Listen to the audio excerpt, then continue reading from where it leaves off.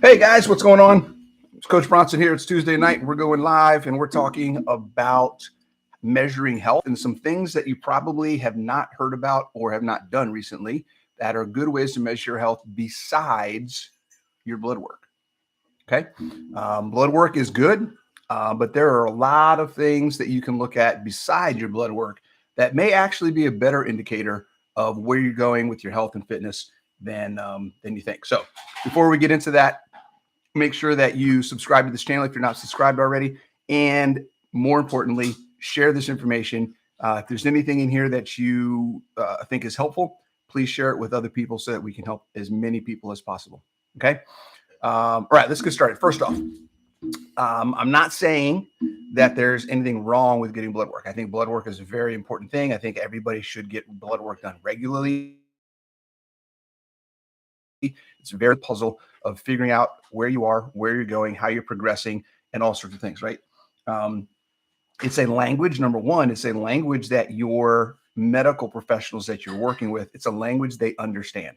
So you can't go to them and talk about some of the things that we're going to talk about and say, well, I did this, or I can do that, or this is where I am with this, these other things, because they won't understand that. There's nothing applicable to the way that they work and the way that they diagnose and evaluate fitness. So you need to get blood work.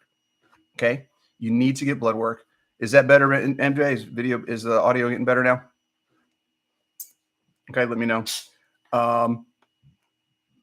If the audio doesn't get better, let me know and I'll try to switch something up.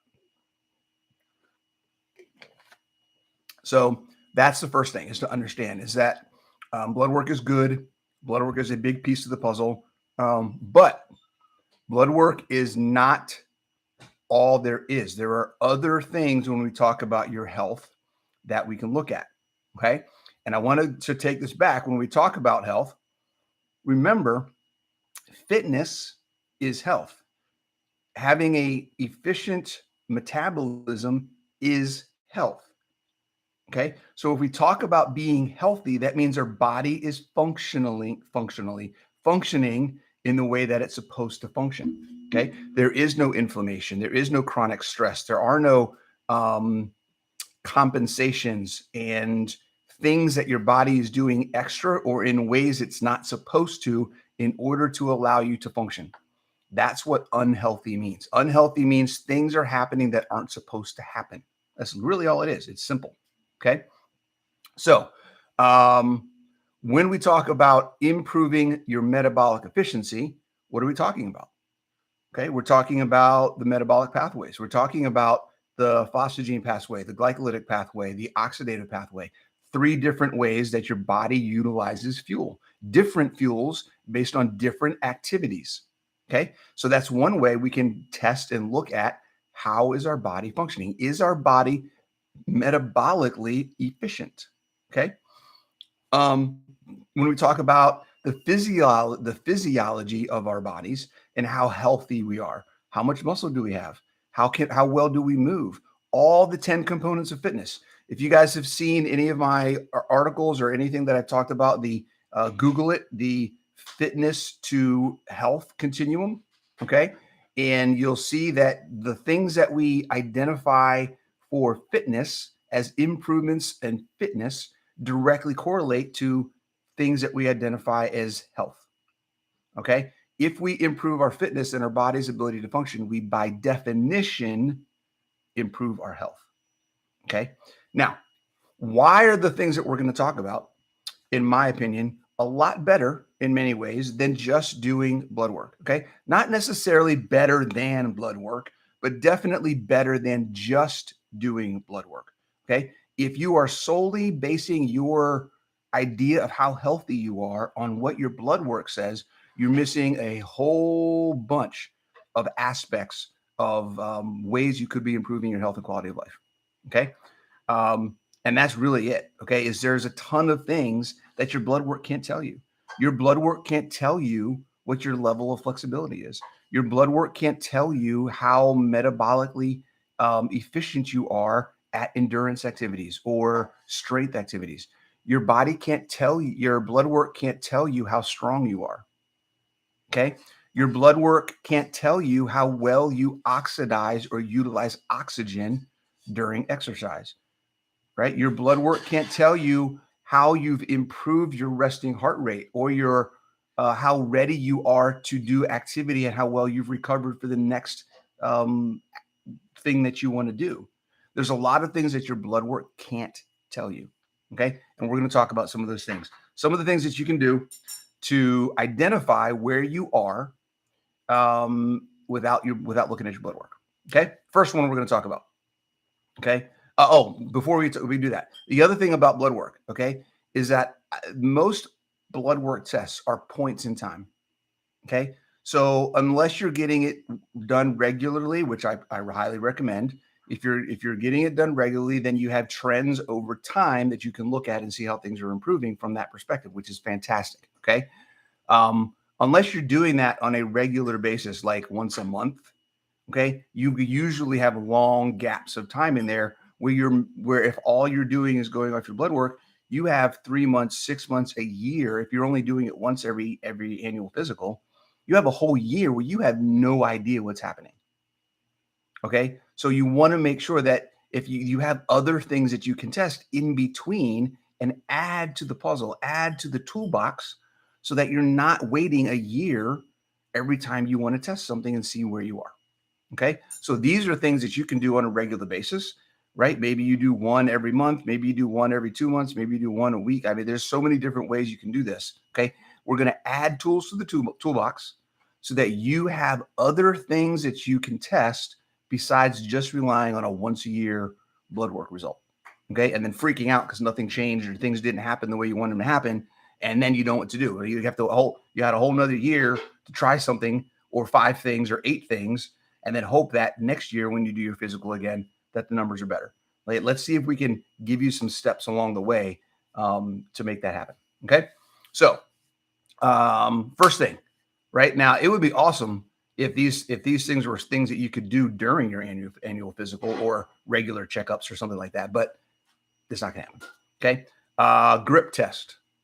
Okay. If you guys have ever seen the little like squeezy things, right? You put your hand on it, you put your fingers in and you squeeze, and it can actually measure how much pressure you can put into that squeeze. Okay. Grip tests are a great way to test strength. And just in general, it's can be used to kind of give an idea on where someone is at in their physical capability. Okay. Instead of, particularly if we're talking about a medical facility, they're not going to have squat racks and weights and dumbbells and stuff like that. They should. It would be amazing. They should. Okay. I know a doctor who's got weights in a facility. All right. So this is an easy way for them to gauge strength, right? Get a little thing, put your hand in it, and you squeeze as hard as you can. Okay. Just to give you an idea, I've got a chart up here for men, and they've got all kinds of. They've got every age range. They've got every 5 years they've got it split up by age. I'm not going to do that. Okay. Number one, we know anybody that follows me knows that strength decreased by age is bull. Okay. It does not have to happen. It does not need to happen. And there's no reason for you to let it happen. Okay. You can improve your strength as you get older. Trust me. I know because I'm doing it. Okay. All right. We'll go off of the 40 to 44 just to give you guys a little bit of thing here, for guys. Okay. For guys, normal is 78 pounds of pressure to 121 pounds of pressure. Okay. Strong is anything over 121 pounds of pressure. Squeeze as hard as you can. Okay. For women, 40 to 44 there's a bunch of ranges. We're just going to go to 40 to 44. Normal is 41 pounds of pressure to 71 pounds of pressure. And anything over 71 pounds of pressure, okay, is considered strong for women. Okay. But what if you have arthritis in your hand? Obviously, that's an issue that would obviously detract from what you can do. I would say if you're going to do this test, try to deal with that arthritis first. There are things you can do for arthritis. Nutrition is one of the biggest things you can do for arthritis. That's a discussion for another video. But I know a lot of people have used keto carnivore specifically to alleviate arthritis pain from bad, can't even open their fingers in straight, to doing all kinds of stuff and not having any problems at all. So definitely something that we can talk about at some point. So that's one. Grip test is one. Something that you can think about doing. You can get a grip test machine online for pretty cheap. Yeah, there you go, Lisa. I just go to Amazon. You know what? I'll tell you what. I didn't think about this until just now. I'll find a couple on Amazon, and I will throw them into my Amazon link at the bottom of the description. So if you go to my link at the bottom of the description, after I'm done here, I'll put some in there and you can check them out. Okay. All right. So grip test is one. Second thing we got. What else we got here on the list? All right. Reflex agility test. Now, this one is general and generic because there are a ton of different reflex and agility tests. Everything from sitting at a table, okay, and having more of a mental and hand-eye coordination kind of test where you have lights on a table and you have to tap when the red one comes up, but not when the blue and the green one come up, right? You got to tap on the table all over the place, okay? You can extend that to lights that go on walls, and you have to run around back and forth and touch different things. There's other types of agility tests that have to do with full body movement. So there's a lot of different things here. This is not something that you would probably do on your own. If you wanted to get a reflex or agility test, that's something that you'd have to find a personal trainer or get some kind of special equipment, or ask, get someone who can kind of run you through a test. Okay. But what does it do? A reflex agility test gives us insight. Okay. Where the grip test gives us insight into strength, right? Which is an indicator of lean mass and strength, right? The stronger you are, the more muscle mass you have, the healthier you're going to be. The more muscle mass you have, the less time you're going to spend in the hospital if you have to go into the hospital. The more muscle mass you have, the less prone to injury you're going to be. Okay. You're healthier in general. Your metabolic system processes glucose better. So there's a lot of things that happen the more muscle you have. And the grip test is an indicator of muscle, okay, and strength. The reflex agility test is something that indicates how your brain and your central nervous system is working, how it connects to the muscles, okay? The ability to accurately and quickly get your body to do things in different directions at different times, is a key indicator of how your central nervous system is working. Firing the neurons to make the muscles work, to get your body to do what you want it to do as quickly as possible, is a huge indicator. There's nothing in any blood work that's going to give you that kind of information. Okay, nothing at all. Okay, and every test has different standards, so we're not going to go over standards and things like that for now, but just understand that reflex agility tests are something that you can find and access. I'll do some more research and try to find some specific ones that maybe you can do at home or you can ask about, but just something to keep in mind. Not blood work. Testing your function is key. Okay. All right. Everybody knows this one. We've already talked about this one. We talk about this one so much. Body composition. Should I even talk about that? Do we need to talk about body composition? Okay.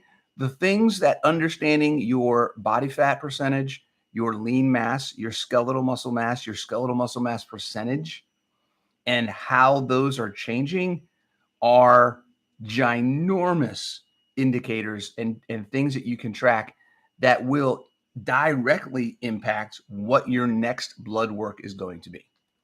Okay. I can guarantee you, if you increase muscle mass and you lose body fat, your cholesterol is going to be better. Your hormone panel is going to be better. Your inflammation panel is going to be better. And all the markers that your doctor is going to freak out about are going to be the ones that have to do with things he doesn't know about, like LDL. He's going to say, everything's looking great, but your LDL went up. What's going on with that? And you can just say, well, I'm eating meat because it's healthy. Go on to the next thing. We're not talking about that, right? Body composition affects all of it. So if you want your hormone panel to get better, if you want your inflammation blood work to get better, if you want your what's the word I'm looking for? If you want your cholesterol numbers to get better, triglycerides specifically, okay, then work on improving your lean mass and decreasing your body fat. And those two things are going to make all that other stuff just kind of disappear. You don't have to worry about it. Really, that's it. Okay. Body composition. So we got grip test, we got reflex agility test, and we got body composition. All right. The fourth thing, if you guys have never heard of this, it's called Vo2 Max. Okay. This is something that you can get done at some gyms, some medical facilities may have something.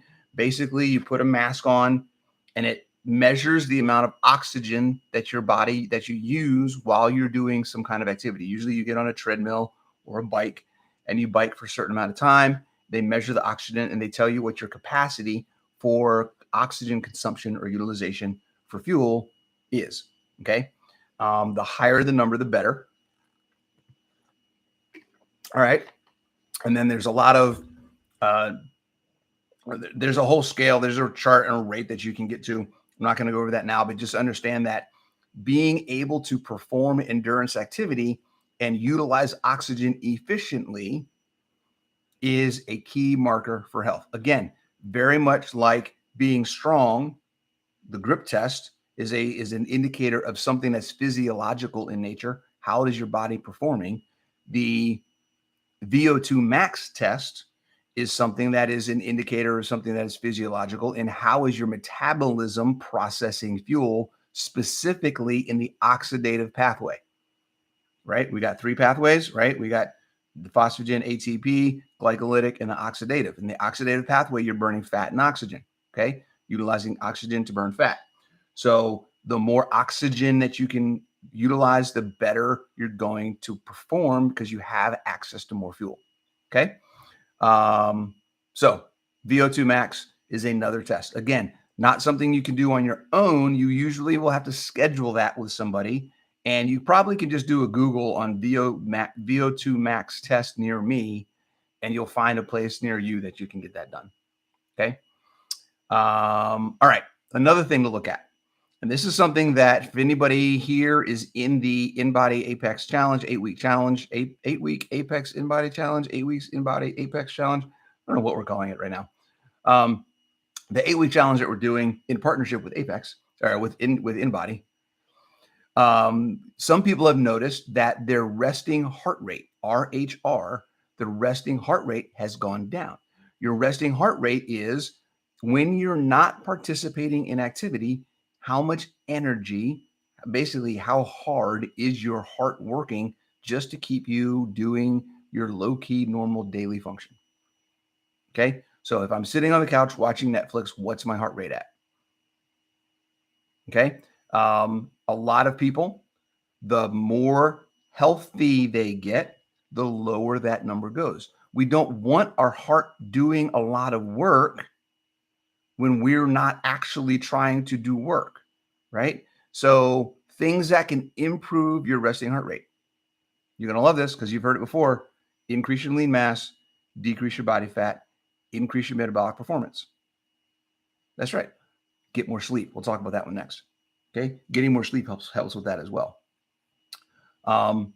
If you can reduce the stress on your heart by improving how efficiently your metabolism functions, then your resting heart rate will go down.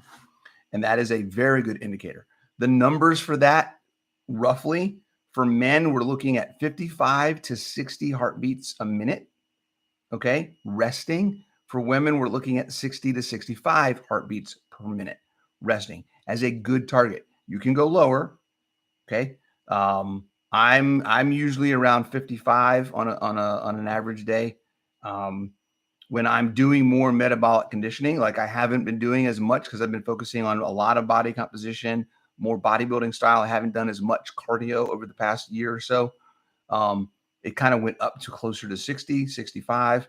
But as I get back into that, it will go down.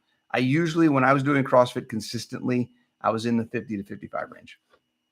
right? So I get up in the morning, if I look at my watch, and I have my watch on all the time, most watches will tell you what your resting heart rate is. If you have a smartwatch or a Fitbit or an Apple Watch or something like that, you can see what your resting heart rate is. Okay. All right. The last thing on the list, okay, is something that is fairly new in the fitness space. There's still a lot of debate on whether it's actually accurate or helpful. But I do know that it's information. And if you think it's information that is working for you, then why not use it? Right. So we're going to talk about it. Okay. Heart rate variability.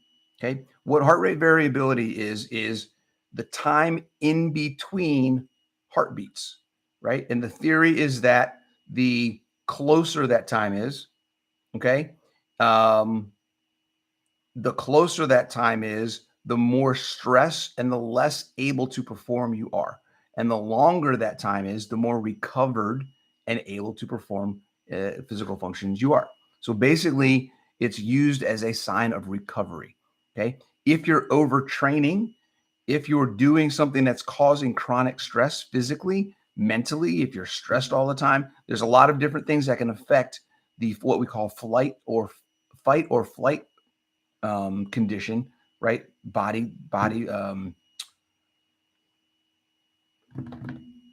parasympathetic nervous system, right? The sympathetic nervous system is that fight or flight. The parasympathetic nervous system is the rest and recover. Sorry, just had a complete brain fart. So if you're in that sympathetic nervous system and you're in that mode of always under stress, your heart rate variability is going to be worse.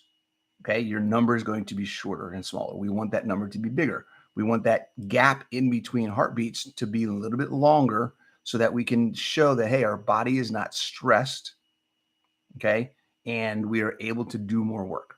Okay, that's the basics of it. There's a lot more stuff that goes into it. There's a lot of debate on whether it's actually useful and if that's actually what it means.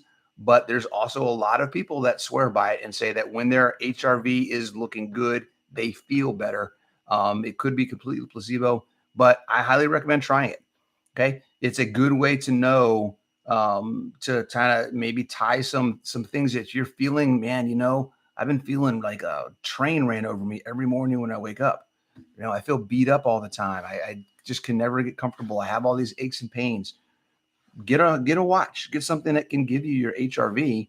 Right. If you get a band, you can get one of those bands that heart rate things, and it'll give you that information. And see if it matches. If it's poor and you're feeling beat up, then maybe there's some things that you can do. Get some more sleep. Take a little bit more time in your warm up and cool downs. Take some cold showers. Take some cold baths a couple times a week. Get a massage. Skip a day of working out. Just do stretching.